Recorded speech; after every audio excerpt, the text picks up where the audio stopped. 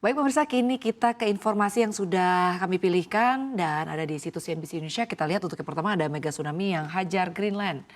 Mega tsunami setinggi 200 meter dilaporkan terjadi di Greenland pada 2023, namun sejumlah ilmuwan kebingungan dengan kejadian tersebut. IFL Science menyebutkan mega tsunami itu terjadi di Fjord Greenland pada tahun 2023 dan baru setahun kemudian fenomena akibat tanah longsor itu diketahui oleh publik. Longsor itu terjadi setelah 25 juta meter kubik batu dan es jatuh dari lereng sepanjang 600 hingga 900 meter. Berdasarkan citra satelit terungkap 4 longsor bersamaan dengan longsor lainnya. Ini juga yang membuat para ilmuwan kebingungan. Hanya sedikit informasi yang bisa mereka dapatkan dari mega tsunami tersebut. Christian Svenevik dari Survei Geologi Denmark dan Greenland mengatakan pihaknya hanya mengetahui mega tsunami terjadi karena longsor. Ini diketahui melalui beberapa upaya para ilmuwan. Dalam makalah oleh tim Svenevik disebut mega tsunami itu terjadi selama seminggu dan tegak lurus dengan arah tsunami awal. Mereka juga menemukan kemungkinan asal-usul penyebab mega tsunami. Longsor dikatakan oleh tim peneliti karena adanya perubahan iklim. Terdapat perbedaan suhu ekstrim pada musim panas dan dingin membuat longsor terjadi pada musim semi. Sejumlah hal menyebabkan longsor, misalnya lapisan es yang mencair, kurangnya penopang es dan perubahan pola presipitasi.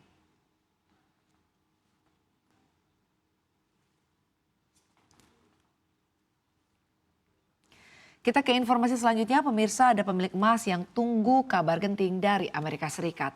Harga emas global pada pekan ini berpotensi bergerak dengan volatilitas tinggi karena adanya rilis data pekerjaan Amerika Serikat dan juga pidato Gubernur Bank Sentral Amerika Serikat, The Federal Reserve atau The Fed.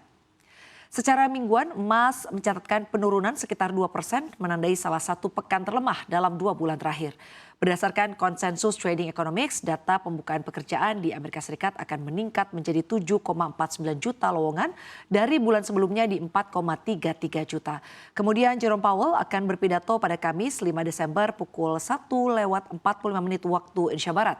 Investor juga menantikan sinyal mengenai arah kebijakan suku bunga The Fed setelah rilis notulen FOMC di bulan lalu.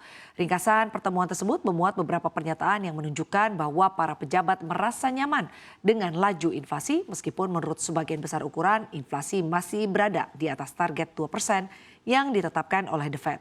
Dengan hal tersebut dan dengan keyakinan bahwa situasi lapangan pekerjaan masih cukup solid, anggota Komite Pasar Terbuka Federal FOMC menunjukkan bahwa kemungkinan pemotongan suku bunga lebih lanjut akan dilakukan meskipun mereka tidak menentukan kapan dan seberapa besar.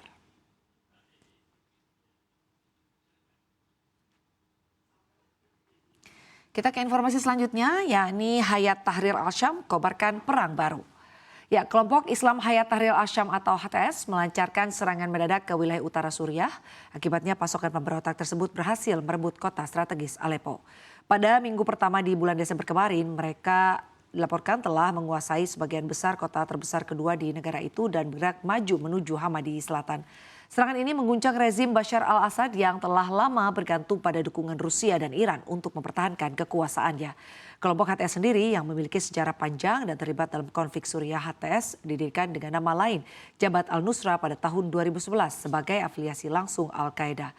Pemimpin kelompok yang menamakan diri negara Islam, Abu Bakar al-Baghdadi, juga terlibat dalam pembentukannya. Kelompok ini dianggap sebagai salah satu kelompok yang paling efektif dan mematikan yang menentang Presiden Suriah Bashar al-Assad. HTS telah membangun basis kekuatannya di Idlib, tempat ia menjadi pemerintahan lokal de facto. Meskipun upayanya untuk mendapatkan legitimasi telah ternoda oleh dugaan pelanggaran hak asasi manusia.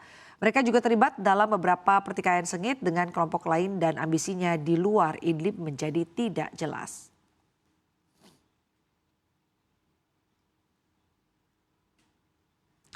Kita ke informasi yang selanjutnya, cuan Grab Gojek dari GoFood dan juga Ride. Sebuah laporan mengungkapkan margin laba layanan aplikasi on demand dalam 2 bisnis utamanya, yaitu pesan antar makanan dan transportasi.